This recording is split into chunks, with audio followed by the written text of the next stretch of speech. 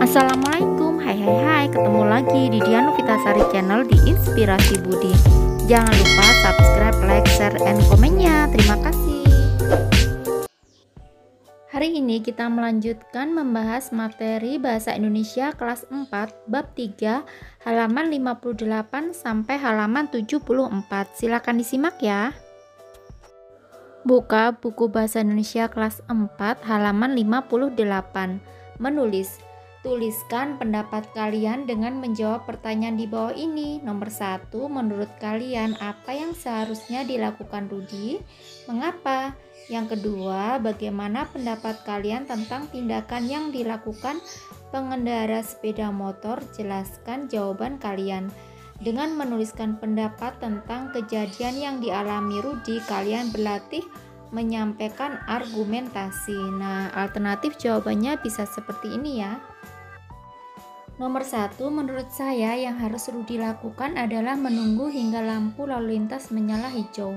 Dengan begitu, Rudi dapat menghindari kecelakaan yang bisa merugikan diri sendiri dan orang lain. Yang nomor 2, pengendara benar karena ia melaju dari arah yang benar. Lampu lalu lintas dari arahnya juga sudah menyala hijau. Ia juga sudah sempat mengerem. Namun pengendara juga memiliki kesalahan, yakni tidak memakai helm sebagai alat pelindung di jalan. Menyimak jauh dan dekat. Nah, nih ada moda transportasi, ada pesawat terbang, bis, kereta api, dan perahu. Lanjut halaman 59. Ada banyak cara orang bepergian, paling mudah tentu saja dengan berjalan kaki. Namun untuk menempuh jarak yang jauh, berjalan kaki sungguh melelahkan. Kita membutuhkan kendaraan. Dengan demikian, perjalanan bisa ditempuh dengan lebih cepat. Kendaraan juga disebut alat transportasi. Berdasarkan tenaga penggeraknya, kendaraan terbagi menjadi dua, yaitu kendaraan yang digerakkan oleh mesin dan kendaraan yang digerakkan oleh makhluk hidup, termasuk manusia. Kendaraan yang digerakkan oleh mesin antara lain mobil, sepeda motor, pesawat terbang, dan kereta api. Sementara itu, delman, gerobak, kereta kuda digerakkan oleh hewan, sedangkan sepeda digerakkan oleh kaki pengendaranya. Nah, ini ada kuda, keledai, unta, dan sapi. Menariknya, orang-orang juga mengendarai hewan secara langsung, tidak duduk di atas kereta atau gerobak yang ditarik hewan. Hewan yang dijadikan tunggangan ataupun sebagai penarik kereta biasanya memiliki kelebihan seperti kuat berjalan jauh, kuat membawa beban, atau mampu berlari kencang. Mungkin kalian sudah tahu kuda, sapi, atau kerbau dijadikan tunggangan ataupun penarik kereta. Di negara lain, orang-orang juga menaiki keledai, bahkan gajah. Nah, ini adalah delman, kereta kencana, gerobak atau pedati. Yang ketiganya itu ditarik oleh hewan, kuda, dan sapi. Lanjut halaman 60. Berdasarkan tempat pemakaiannya, ada kendaraan yang digunakan di daratan, di perairan, dan di udara. Kendaraan darat misalnya sepeda, mobil, truk, kereta api, atau hewan seperti kuda dan unta. Ini ada mobil, sepeda motor, truk, kereta api. Tentunya kalian pernah naik ke 5 kendaraan ini ya. Kalaupun belum, mungkin hanya kereta api saja ya. Di sebagian daerah yang memiliki banyak sungai, bepergian lewat air terkadang lebih disukai. Walaupun sudah ada jalan raya, banyak orang di sana yang tetap memilih lewat sungai. Alat transportasi di sungai antara lain sampan, perahu cepat, atau kapal. Kapal yang berukuran besar bahkan bisa mengarungi lautan. Nah, ini ada gambar sampan, speedboat, dan kapal. Lanjut halaman 61. Ada jenis kendaraan yang mampu melintas di udara. Ada helikopter, dan pesawat terbang kecil ataupun besar. Ada pula kendaraan yang sampai keluar angkasa, disebut pesawat luar angkasa. Nah, ini gambar pesawat luar angkasa, helikopter, dan pesawat terbang. Bawahnya berdiskusi. Yang pertama, mendiskusikan bacaan. Setelah membaca teks jauh dan dekat, berdiskusilah membahas topik kendaraan. Sebelum berdiskusi, kalian boleh mencari sumber bacaan lain tentang kendaraan. Saat berdiskusi, acungkan jari untuk meminta giliran. Berbicaralah setelah dipersilahkan guru. A. Apa saja alat transportasi yang dapat digunakan di sungai atau di laut? Adakah yang sama? B. Tahukah kalian alat transportasi darat yang disebut dokar? Apa yang dapat kalian ceritakan tentang dokar? C. Di sebagian daerah perahu disebut sampan. Apa sebutan untuk perahu di daerah kalian? D. Menurut kalian mengapa ada begitu banyak jenis kendaraan? Nah, alternatif jawabannya bisa seperti ini ya. Nah, jawabannya bisa seperti ini ya. Yang A, alat transportasi di sungai yaitu rakit atau getek, sampan, perahu, dan jukung. Alat transportasi di laut yaitu kapal feri, kapal penumpang, kapal barang, kapal penangkap ikan, kapal tanker, dan perahu. Terdapat satu alat transportasi yang sama, yaitu perahu. Perahu di sungai gunanya untuk memancing, menyeberang sungai, sedangkan perahu di laut gunanya untuk berlayar di area yang dekat pantai. D. Tahukah kalian alat transportasi darat yang disebut dokar? Apa yang dapat kalian ceritakan tentang dokar? Jawabannya, dokar merupakan kendaraan tradisional beroda dua yang ditarik kuda.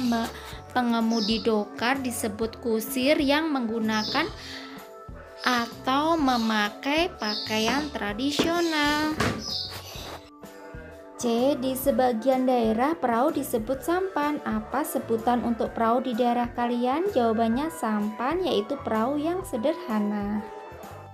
Yang D. Menurut kalian mengapa ada begitu banyak jenis kendaraan? Jawabannya, menurut saya kendaraan ada begitu banyak jenisnya karena tiap kendaraan memiliki bentuk dan fungsi yang berbeda, baik itu transportasi darat, transportasi laut, maupun transportasi udara.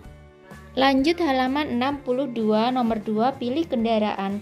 Untuk kegiatan berikut ini, kalian perlu membentuk kelompok yang terdiri atas 4-5 orang. Setiap kelompok memilih satu moda transportasi di antara 4 yang disediakan. Satu moda transportasi hanya boleh dipilih oleh satu kelompok. Setiap kelompok mendiskusikan kendaraan pilihannya. Misalnya, kelompok darat memilih mobil, kelompok laut memilih perahu cepat, kelompok udara memilih pesawat terbang, dan kelompok hewan memilih unta. Tentu saja kalian boleh mengusulkan kendaraan lain di kelompok kalian. Setiap kelompok mendiskusikan kendaraan pilihannya. Seberapa cepat kendaraannya itu bisa berjalan? Apa keuntungan menggunakan kendaraan tersebut? Apa kekurangannya? Tuliskan hasil diskusi tersebut. Presentasikan ke depan kelas secara bergiliran. Lanjut halaman 63. Bahas bahasa awalan ber. Salah satu imbuhan di dalam bahasa Indonesia adalah awalan ber. Fungsinya sebagai pembentuk kata kerja atau kata sifat. Kata kerja yang dibentuk oleh awalan ber tidak membutuhkan objek. Karena itu, kalimat yang dihasilkannya tidak bisa dijadikan kalimat pasif. Penulisan kata yang memiliki imbuhan ber termasuk mudah, yaitu ber ditambah kata dasar. Namun, kalian harus berhati-hati, ada pengecualian untuk kata dasar yang diawali huruf R atau yang suku kata pertamanya berakhiran R. Lihat contoh pada tabel di bawah ini. Contoh pembentukan kata berimbuhan berambut, beragam, berencana. Keterangan awalan berubah menjadi B jika huruf awal kata dasar adalah R. Bekerja jadi bercermin, beserta, bepergian. Awalan berubah bentuk menjadi B jika suatu kata pertama kata dasar berakhiran R. Belajar, belunjur, pengecualian khusus. Lanjut halaman 64. Bermain, berkunjung, bersekolah. Bentuk umum kata beribuan ber selain pengecualian di atas. Menulis.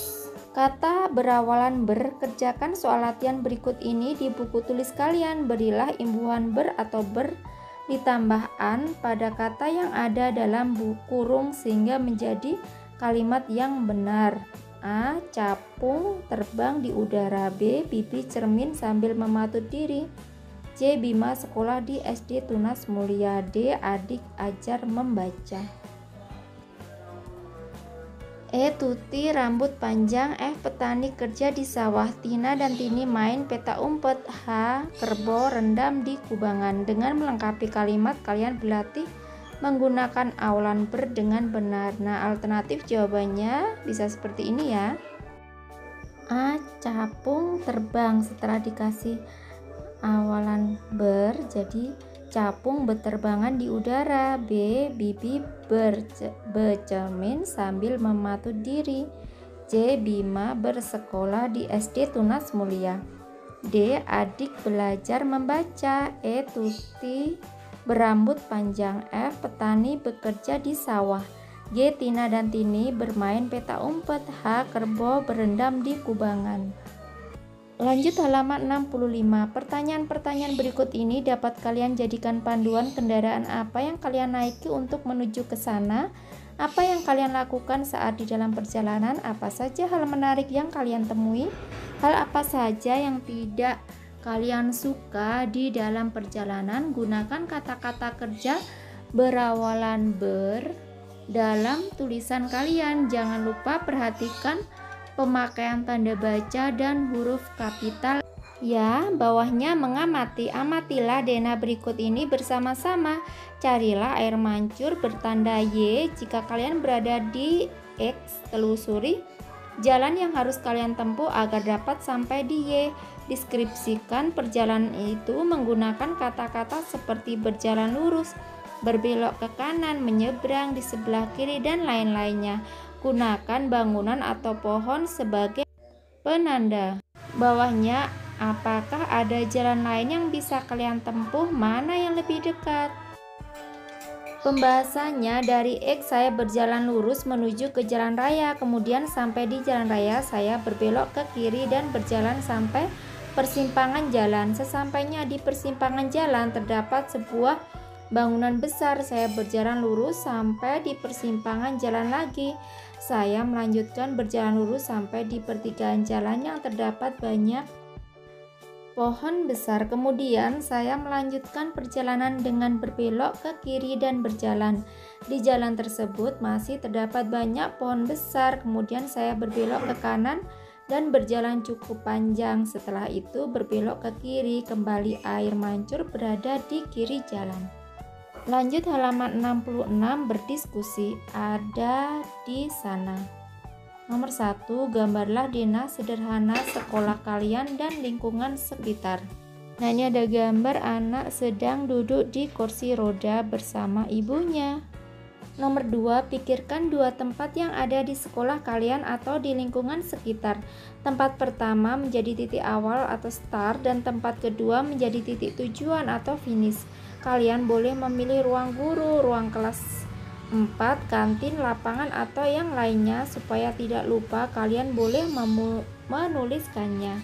Nomor 3, dari titik awal, pandulah salah satu teman yang mendapat giliran agar sampai ke titik tujuan yang kalian pilih. Ucapkan perintah dengan menggunakan kata-kata yang menunjukkan arah seperti kanan, kiri, depan, belakang, menghadap, membelakangi, dan lain-lain.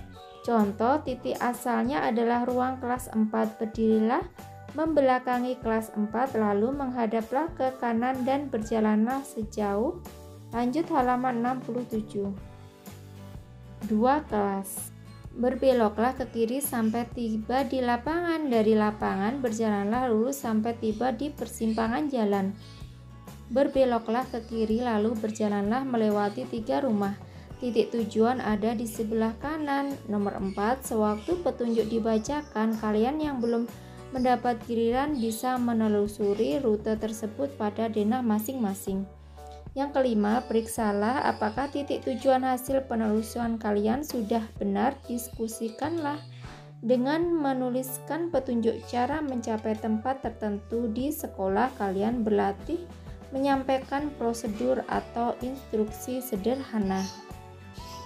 Nah, ini ada pohon favoritku, ada kantin, musola, lapangan olahraga, perpustakaan, lapangan main, ruang guru, ruang kelas.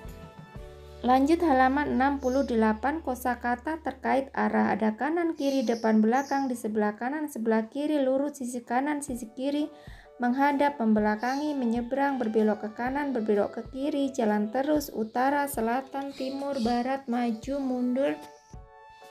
Nah, adakah kata lain yang kalian ketahui? Jika ada, catatlah di buku tulis kalian. Bawahnya menulis rute menuju sekolah. Ceritakan di buku tulis rute perjalanan kalian dari rumah ke sekolah.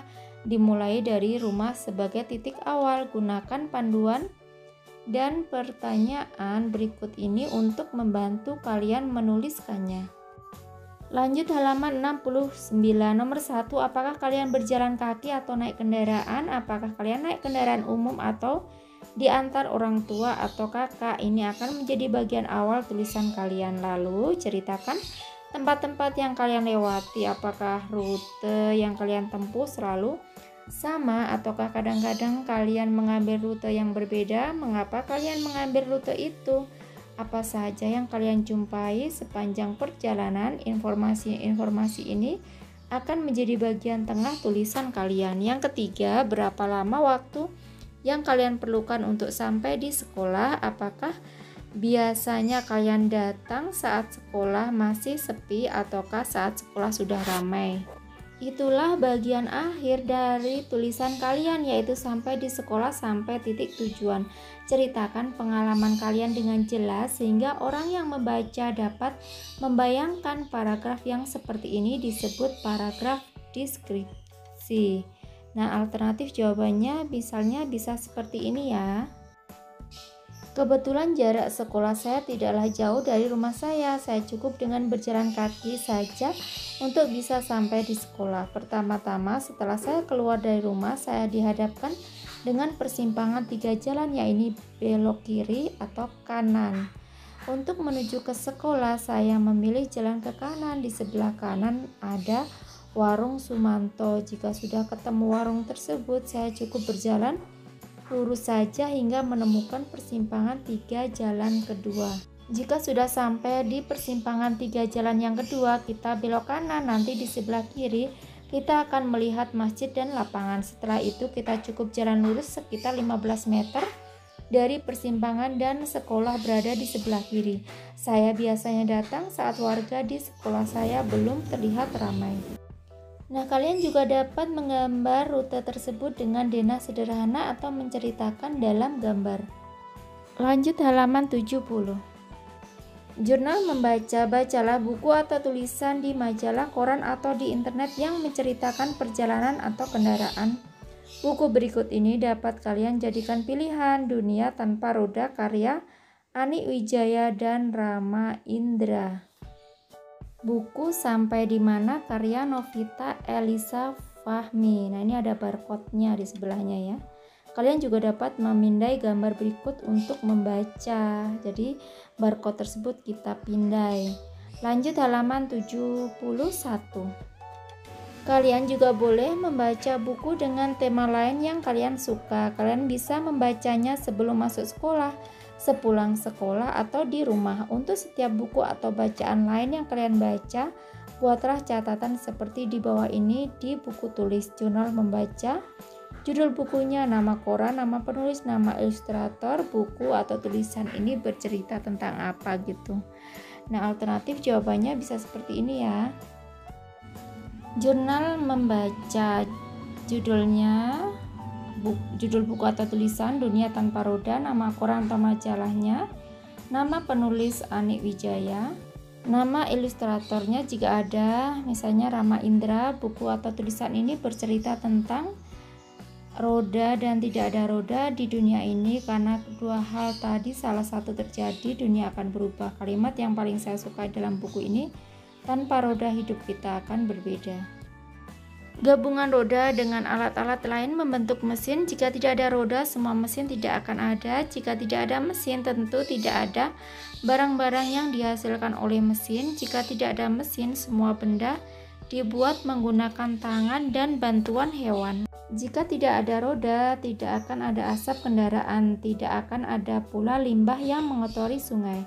Alasan saya menyukainya, kalimat-kalimat tersebut memberikan informasi kegunaan roda yang ternyata dampaknya begitu besar bagi kehidupan. Jika ada roda dapat menghasilkan barang yang canggih, tetapi mengotori lingkungan, begitu pula sebaliknya. Lanjut halaman 72, kreativitas. Saatnya berkreasi. Untuk kegiatan ini kalian perlu bekerja bersama. Yang pertama, perhatikan lingkungan sekolah dan sekitar sekolah. Menurut kalian, adakah tempat-tempat yang perlu diberi rambu-rambu? Misalnya tanda tempat penyeberangan di depan sekolah, di pojok baca, atau di perpustakaan. Kalian bisa memasang tanda larangan makan atau minum. Di halaman sekolah kalian bisa memasang petunjuk tempat membuang sampah. Tanyakan kepada guru apakah kalian boleh menciptakan rambu-rambu dengan kreativitas dan imajinasi kalian sendiri. Yang kedua, bersama teman-teman buatlah gambar rambu-rambu tersebut. Kalian bisa menggunakan karton, manila, kardus bekas, atau kertas bekas. Berilah warna yang sesuai dengan tujuan rambu-rambu tersebut. Nomor 3, tempelkan atau pasanglah di tempat yang sesuai. Kalau perlu, mintalah bantuan guru atau orang dewasa lainnya. Nah, ini adalah contoh rambu-rambunya. Lanjut halaman 73, refleksi. Wah, bab 3 sudah selesai. Apa saja yang sudah kalian pelajari? Berilah tanda centang sesuai dengan pengalaman kalian. Pengalaman saya, misalnya membaca seorang diri atau bersama teman, sudah bisa atau masih perlu belajar gitu. Kalau misalnya sudah bisa kalian checklist tanda yang sudah bisa gitu. Seterusnya ya, hingga seperti ini. Lanjut halaman 74. Jawablah di buku tulis kalian. Nomor 1, apakah belajar tentang keselamatan di jalan raya itu penting? Tentunya penting ya, kalian jawab ya. Yang kedua, mengapa? Tuliskan alasan kalian. Alasannya, karena belajar tentang keselamatan di jalan raya sangat penting bagi semua orang, baik pengendara kendaraan bermotor maupun pejalan kaki. Hal ini bertujuan untuk meningkatkan kesadaran akan pentingnya keselamatan dalam berlalu lintas, serta mengurangi resiko terjadinya kecelakaan. Nah, sekiranya cukup sekian dulu video pembelajaran kali ini. Semoga bermanfaat. Wassalamualaikum warahmatullahi wabarakatuh.